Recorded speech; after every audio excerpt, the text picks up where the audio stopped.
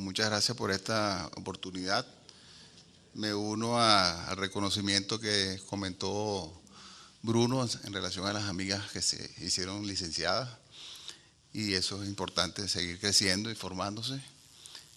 Y bueno, siempre hay que agradecer estas oportunidades y a Dios que estamos por aquí y esperemos que por buen tiempo. La oportunidad en este simposio, que la verdad que los felicito porque contra la corriente se va haciendo las cosas. No es fácil hacer un país, no es fácil hacer un grupo de trabajo, en este caso un jardín, y la forma de mantenerlo es creciendo juntos y aprendiendo, intercambiando la información. Esta es una de las formas de hacerlo para que todos vayamos empujando hacia el mismo lado, porque muchas veces indudablemente no nos comprenden, creen que somos locos, y entonces cuesta un poquito más desarrollarse. Vamos a hacer una rápida revisión de lo que serían las nuevas fronteras hacia el futuro en el manejo de la válvula mitral por vía endovascular. La válvula mitral es una válvula muy compleja. Realmente la naturaleza le tomó billones de años para hacer en dos válvulas un sistema que, a pesar de ser válvulas asimétricas, en la base en forma de silla de montar, tuviera un sistema de soporte con las cuerdas como un paracaídas para poder soportar un gran gradiente entre el ventrículo izquierdo y la aurícula izquierda mientras se vacía. Y luego permitir con bajo gradiente que se llene rápidamente el ventrículo. Y estamos hablando en 300 milisegundos, 400 milisegundos en cada ciclo. Y eso lo hace mínimo 60 veces por minuto, y multiplican ustedes hasta los 100 años cuántas veces ocurre eso, y es eficiente. Por lo tanto, es una maravilla que esto ocurra en una forma tan adecuada, este aparato tan complejo, y funcione. Pero cuando alguna de sus partes se afecta, no cierra bien o no se abre bien, y entonces vienen los problemas que todos conocemos por los cuales estamos aquí. Otra cosa interesante que hemos venido aprendiendo es, por ejemplo, que la válvula no solamente la válvula, ella está ubicada en un sitio y de repente, sin querer, el seno venoso y las coronarias están interrelacionados con el anillo mitral, y cada vez que actuamos sobre él podemos tener afectaciones, así como el sistema de conducción. Esta lámina es pues, muy importante porque como el aparato tiene varios segmentos, los podemos clasificar, y hay diferentes posibilidades por calcificación, dilatación, perforación, endocarditis, engrosamiento, fiebre reumática, elongaciones, isquemia. Cualquiera de estas cosas puede afectar la dinámica de este aparato, y de acuerdo al problema que lo causa, hay la posible solución. Entonces, es ahí el problema. No es una sola cosa simple, es un aparato complejo, y hay que estudiar muy bien el paciente para poder definir qué es lo que hay que hacer. Otra de las situaciones que ahora se presenta es que podemos actuar sobre válvulas nativas o sobre bioprótesis. Pacientes que hayan sido operados, entonces ellos pueden tener condiciones estenóticas o condiciones de incompetencia o mixtas. La estenótica fundamentalmente es reumática, y la incompetencia también tienen muchos pacientes, sobre todo en los países de poco desarrollo, tienen este problema. Y la que más nos interesa muchas veces, que va siendo la más frecuente en países industrializados, es la degenerativa, crecimiento, calcificación. El abordaje endovascular, vamos a hacer una primera aproximación en los casos de estenosis. La forma de llegar a corregir un problema es colocando unas válvulas percutáneas, que las balones expandibles serían la tipo Melody, Colibrí o Edwards. En el caso de las, y esto es porque el anillo es un anillo pequeño, el espacio es pequeño, y es lo que también está disponible en el mercado para hacer este tipo de aproximación. En el caso de las incompetencias, el abordaje con las válvulas sería diferente, y dependiendo del mecanismo de rupturas de cuerdas, las generativas, pues hay válvulas misomatosas o perforaciones, pues hay otras válvulas que pudieran implantarse que tienen otro concepto, que son autoexpandibles. Hay diferentes modelos de abordaje que tienen esa opción de corregir el problema, fundamentalmente en situaciones de incompetencia. Y agregamos ahora un problema adicional donde el aparato valvular no está enfermo en sí, sino el sistema de apoyo a nivel de las bases, que es el anillo, a nivel de las cuerdas, y el músculo papilar, que es la cámara. Entonces, hay veces cosas mixtas, que la válvula se pone restrictiva en alguna parte y genera condiciones de incompetencia. Y entonces hay otras aproximaciones que permitirían la reparación valvular. La más popular de ellas es el clip y valve. En las condiciones estenóticas, en las válvulas blandas, todavía hay una opción sin poner válvula, que es la valvuloplastia mitral. 2 balones, Inoue, el valvulotomo de Crivier. En válvulas blandas se permite aumentar el área de áreas estenóticas de menos de 1,5 hasta lograr una dilatación eficaz entre 1,5 y 2 centímetros de área. Las válvulas percutáneas nos permitió aprender que podemos llegar a la válvula por vía transeptal, que podemos hacer oclusiones transitorias sin problema, con bajo riesgo de polizaciones, con baja incidencia de arritmia, que la válvula tiene una resistencia, tiene una elasticidad, aún, y sobre todo las reumáticas enfermas, y si es blanda. Fíjense, por ejemplo, de un área de 0,5 a 1 centímetro se expande hasta un área de 5 a 7 con 1 o 2 balones, o sea, casi 150 veces el tamaño de lo que es. Y tiene un retroceso elástico para que hasta llegar a un 30%, un recoil del 70%, y logramos entonces definir un área eficaz. Entonces, estas experiencias que al principio las hacíamos con miedo, resulta que nos permitió aprender a que es factible y que son válvulas resistentes, sobre todo las que son con enfermedad reumática, que son rígidas, y hay fibrosis. Estos resultados en válvulas blandas con score de menos de 8/16, basado en la calcificación, motilidad, aparato subvalvular y el grosor, permiten establecer resultados sostenibles a mediano plazo. Estamos hablando de 10 o 20 años, se pueden redilatar.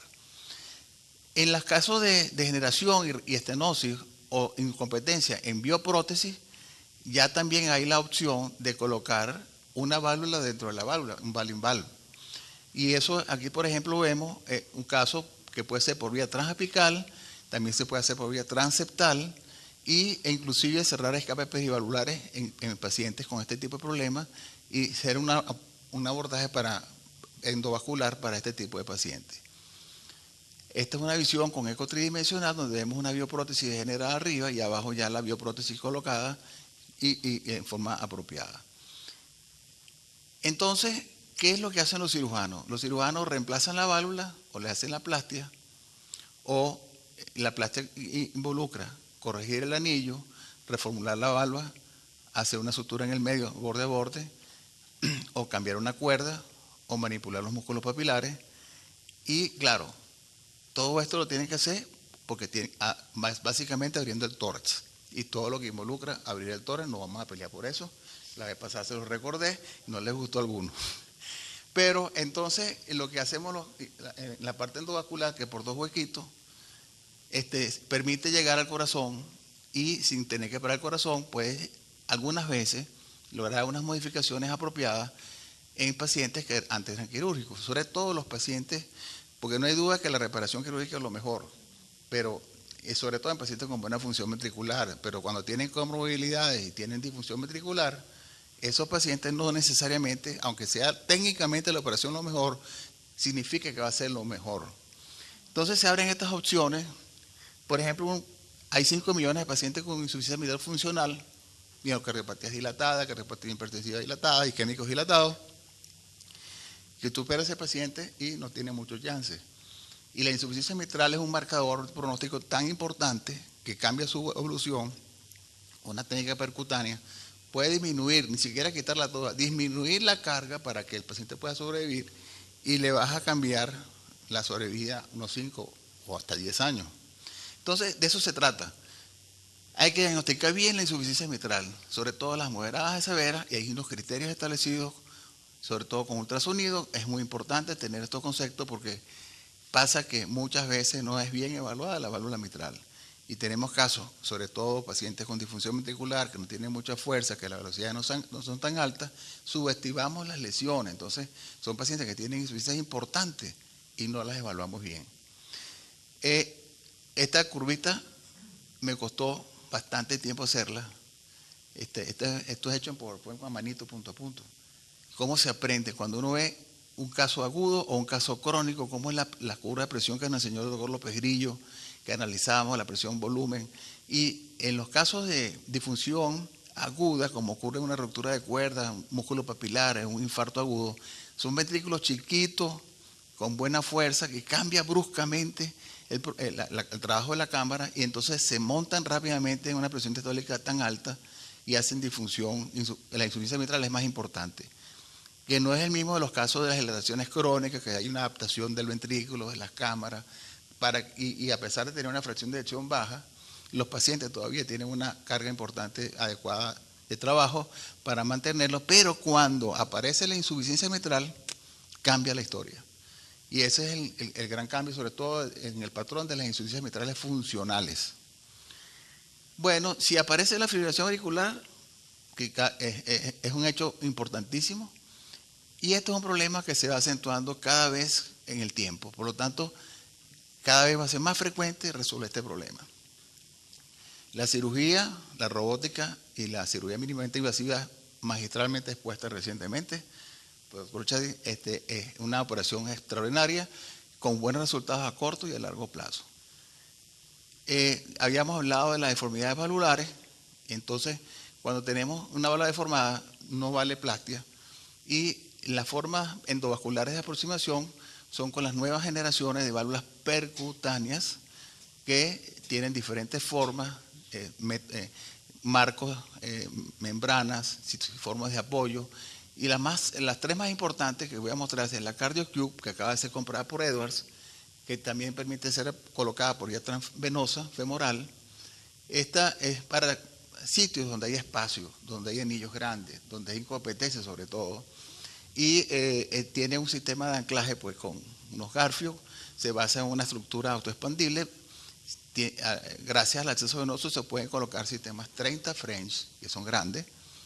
Y bueno, estas son las nuevas posibilidades. Esta es la tiara, que incorpora un concepto muy importante para evitar la obstrucción del tracto de salida del ventrículo izquierdo, que es la forma de una D, se llama D-valve por eso. Y esta, por el momento, se coloca por vía transapical. Este es el método por vía transapical, cómo se ancla y se expande. Y esta es la última, que la compró Abbott, es la Tendyne, que es un sistema que es como un paracaídas de una sola cuerda, que se fija y se apoya en el ápex con un botón. Entonces, esta se coloca también por vía transapical y es una válvula que está empezando ya a ser probada en pacientes. Estas son tres posibilidades en donde la válvula mitral es incompetente, donde la válvula mitral tiene un espacio grande y son sistemas autoexpandibles, y están en desarrollo. Revisado entonces el problema de la válvula, ya sea percutánea, en estenosis o incompetencia, de acuerdo al mecanismo y a la experiencia histórica que hay con la cirugía, tenemos que ver si el problema es en la válvula, en el anillo o en el sistema de soporte. Bueno, ya recordamos esto, la parte quirúrgica, lo importante es que tener en cuenta todos estos elementos para hacer una colocación exitosa, y las ventajas de las vías percutáneas o mínimamente invasivas. Mínimamente invasiva. Esa es la percutánea. Mínimamente invasiva. Entonces, vamos a enfocarnos al principio en la anuloplastia.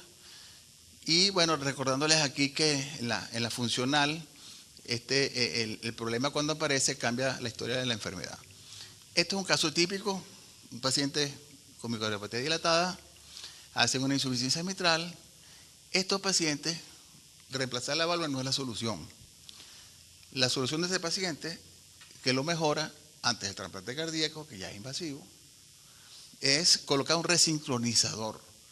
Estos pacientes con resincronizadores mejoran, se le quita la insuficiencia, disminuye el tamaño de la cámara sin tocar la válvula, porque el problema es de la cámara, es del músculo, no es de la válvula en sí. Entonces, en las insuficiencias mitrales funcionales, el resincronizador es una de las herramientas más importantes, percutánea, por otros jueguitos, pero es percutánea, y ayuda. Muchos de estos procedimientos se pueden hacer y deben hacerse apoyándose en la tecnología para poder ser manejables los problemas, especialmente los isquémicos.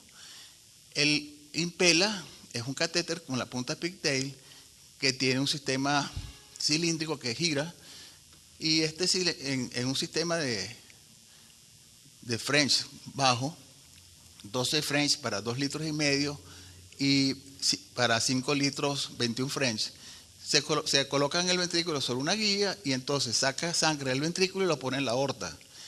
Estos son sistemas muy prácticos, son muy costosos, pero son particularmente útiles en enfermedad coronaria y en pacientes con enfermedad coronaria que hay que hacerle angioplastia, infarto con insuficiencia mitral, es muy buen procedimiento de apoyo para trabajar. Pero si ocurre el problema ya por fibrosis o daño del músculo papilar, la situación cambia.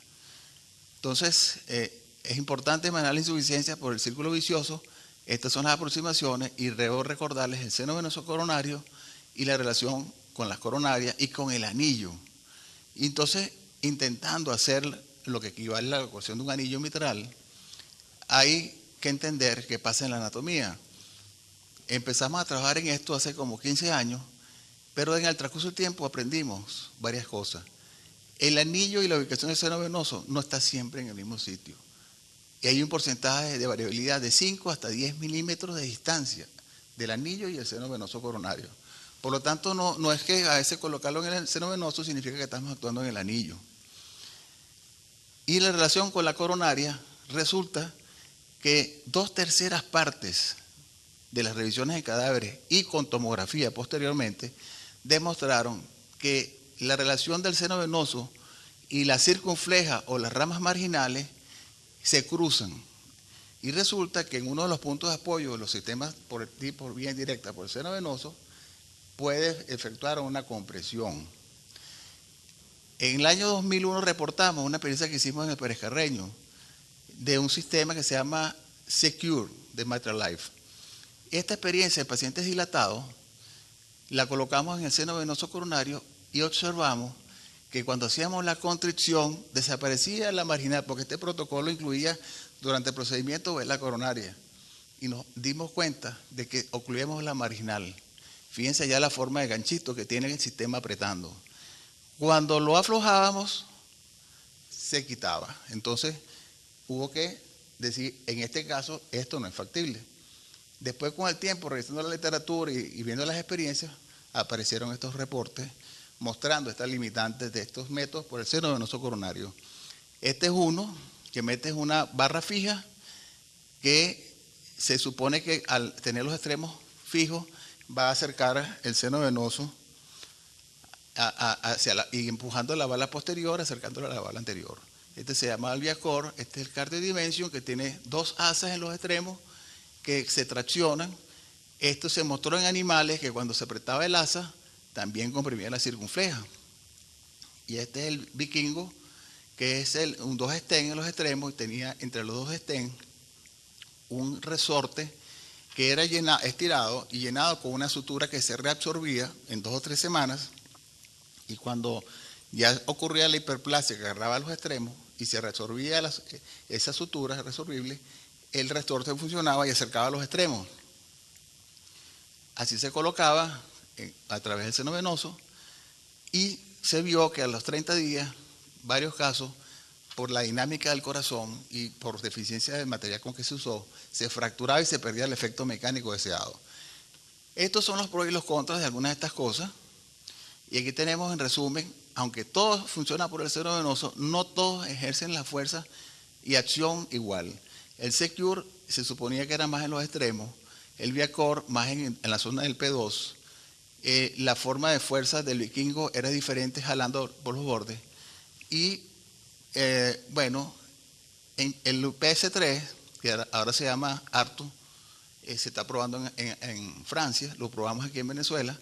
Este sistema también se colocó una barra por un sistema muy simpático de transeptal y perforación de la aurícula del seno venoso, un cambio de guías, etc. Y al final queda una barra en el seno venoso atada a una cuerda, y la cuerda en el otro extremo está fijada en el septum interauricular, y allí se hace una tracción, y esa tracción trae la bala posterior y logra el efecto. La perforación se hace con unos catéteres que tienen imán en la punta, y así queda la colocación esquemáticamente hablando. Se hicieron unas pruebas en Venezuela muy buenas, y ahorita está en desarrollo en Francia, con una experiencia inicial excelente. Este caso, fíjense que no tiene el inconveniente del seno venoso coronario, esa es una de las ventajas que ofrece. Este es para hemodinamista realmente, este es transeptal, cambios de guía, esto es una cosa interesante.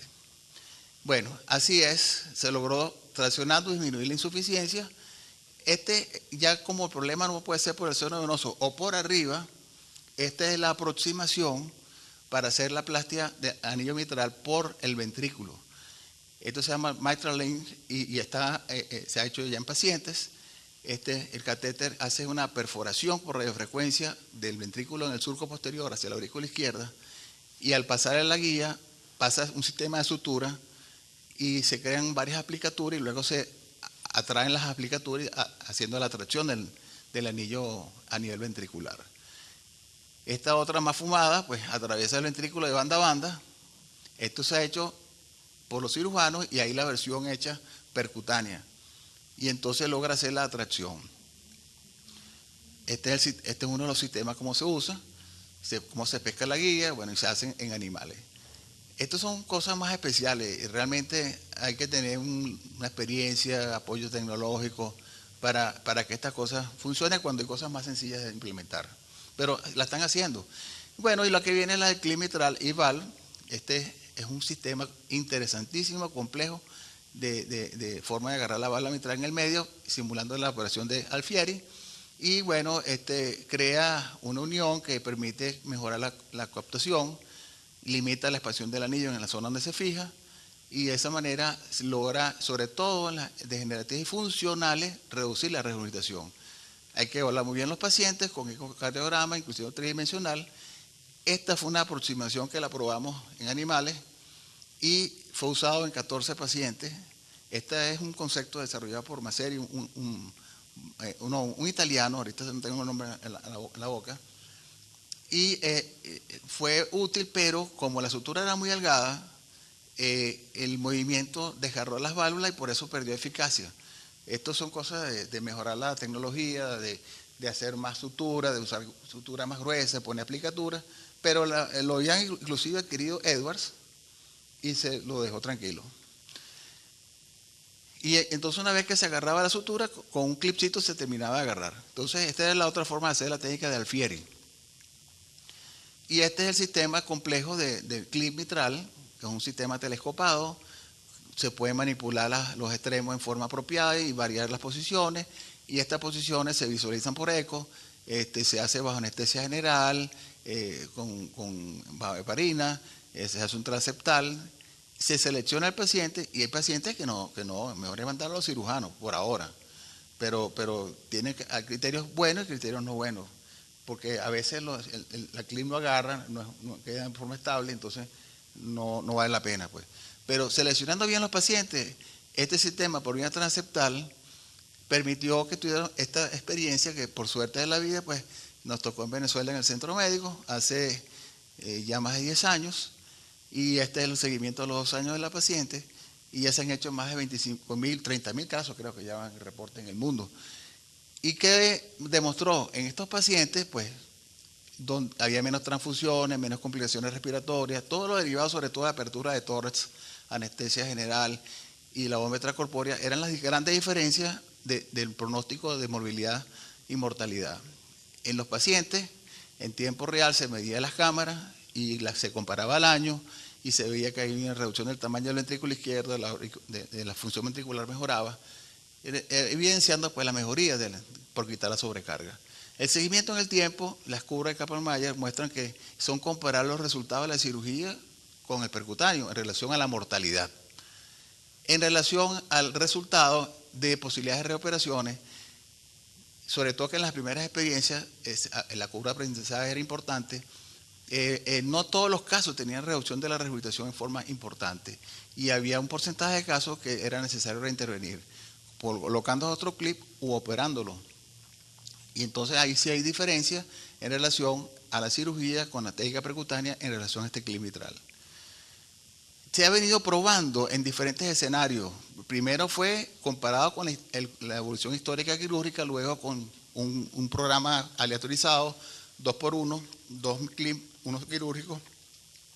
luego en las poblaciones degenerativas, en vida real, luego en pacientes con insuficiencias mitrales funcionales, y cada vez se va viendo pues la gran experiencia en diferentes países y en diferentes situaciones de pacientes, y todos, sobre todo pacientes con alto riesgo, una mortalidad muy aceptable. En pacientes de alto riesgo llega a ser baja a 2%. Entonces es un procedimiento que los resultados cuando se consiguen son sostenidos en el tiempo hasta el seguimiento de 5 años. Por lo tanto, este procedimiento ha demostrado que es seguro, que ofrece una reducción importante del CLIP, de la insuficiencia mitral, comparable a la cirugía, y que en los pacientes de alto riesgo es donde mejor le va. Este paciente, por ejemplo, tiene 60 milímetros de diámetro. Este paciente hizo una fibrilación auricular, cayó en bajo gasto. Este paciente tenía una insuficiencia mitral importantísima, cayó en shock en bajo gasto. Él requirió intubación.